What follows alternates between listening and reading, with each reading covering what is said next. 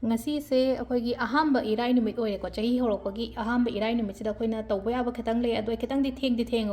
video post torok pase ado ngasi se adum anytime tawba yai ko haidi matam ama eta da tawba yai natraga nungdang tawrasu kai sukai de ko segi post se ngasi gi numit sembi horo nungdang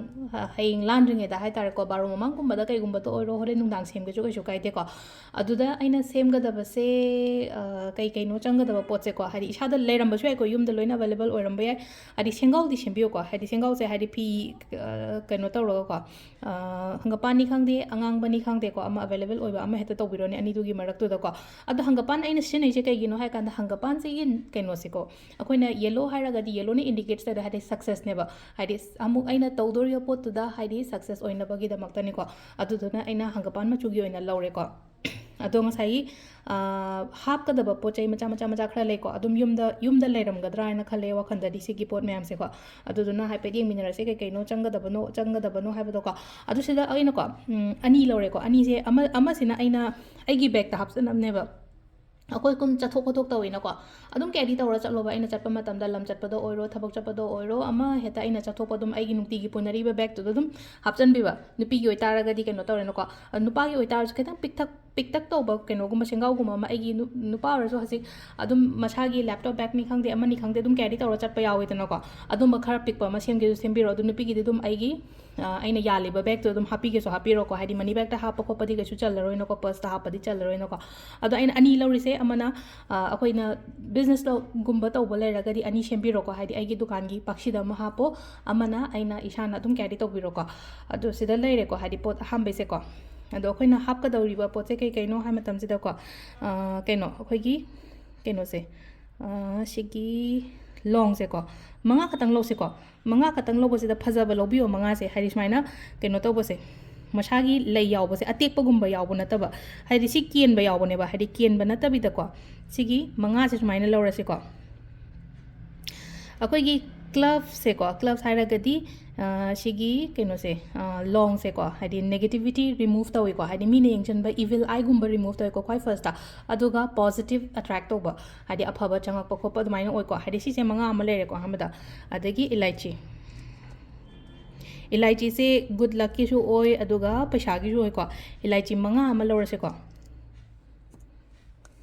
aduga amana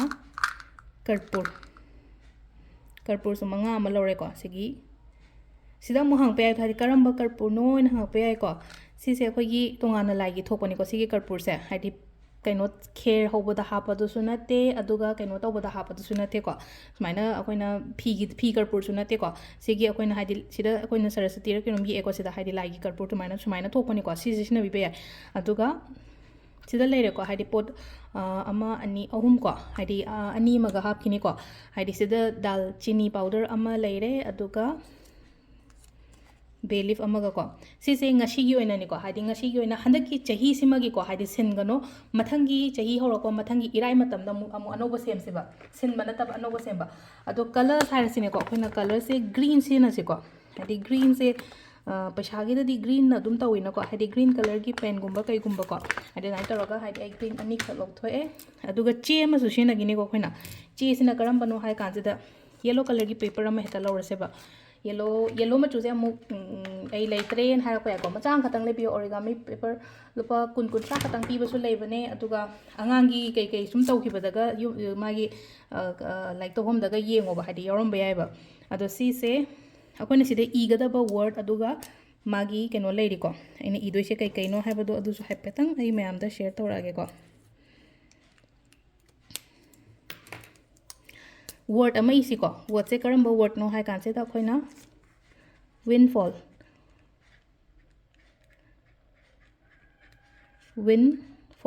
switch word ni ko si se haidi uram da be ko wind wind nungshit to lena ko fall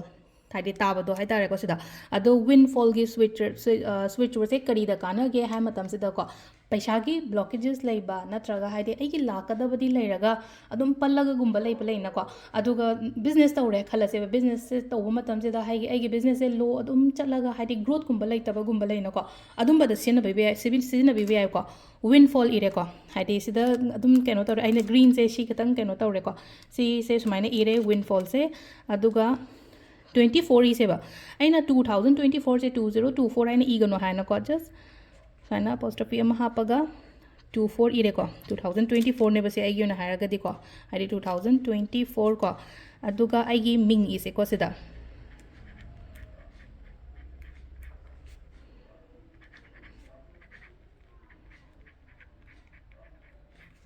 सुमाइना को है पोचे खतंग कहोदी तौरेको अब हाइफेतंग plain paper गुब को इरगा हाइफेतंग तासु तालके ग्यान तानब अना कहोसीद yellow मचूसीद कहोसे green से खतंग कहो तौरेनको लाइट होबसीद याद्रे अतोप वाइट प्लेन को हजे इगेगो तो कहीं येलो पेपर इगेदो अना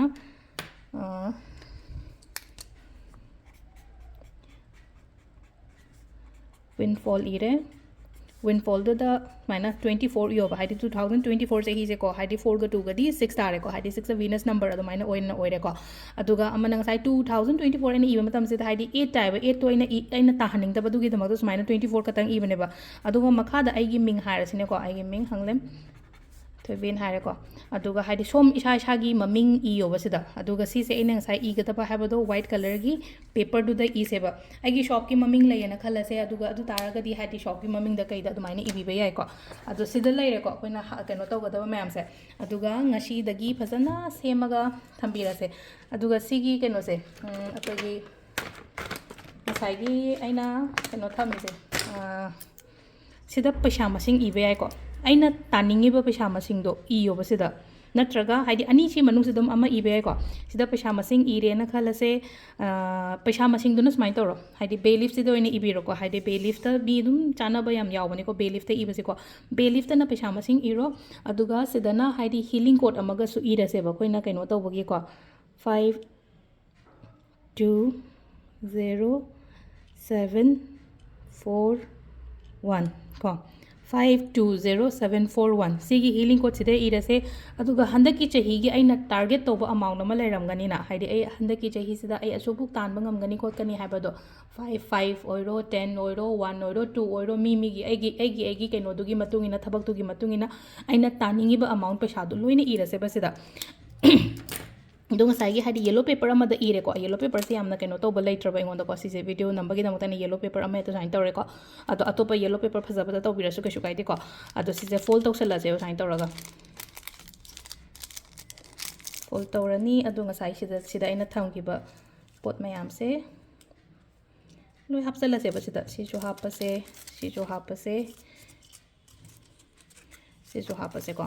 दो सिदा लेरेको सिसिना इसागी अइना सेमगिबदो ओइरेनको अदुगा अमसिना अखोइना आइगी बिजनेस कुंब तौब ओइरगदी अदुदा कइनो तौबिरो फजना बिजनेस ममिंग दोइना थावको ngसाइ अइना आइगी इसागी मिंग थागिबदो आइगी दुकान की ममिंग गा लेयना खलसेबा दुकान की ममिंग दो थाओ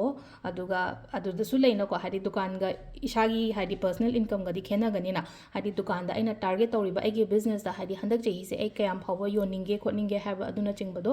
ngसाइगी कइनो सिदा इबिबा अखोइगी बेलिफ सिदा को पैसा से रुपीस एंड थारगको अइना टारगेट तौरिबा अमाउंट तो इयोको अदो सिसिना आई इसादो दुम लोइनरसे अमा सेमगदबा अतोपा अमसिना अमजेको चमानम सेमनिको सेमबदि केम खेनाद्रेनको अमसिना आइगी दुकान की पाक्सिदा कइदा थंबिरसेको अदो सिसे सिदा लेरेको अहांबा फ्राइडे ओबनेना ngasi तौबिरो अदो वारोबिनो खतंग थेंगेको वीडियो से सेमबदा होरे नुंगदांग ओरसु कैसु काइदे तौबिरो नुंगदांग ओइ तारगसु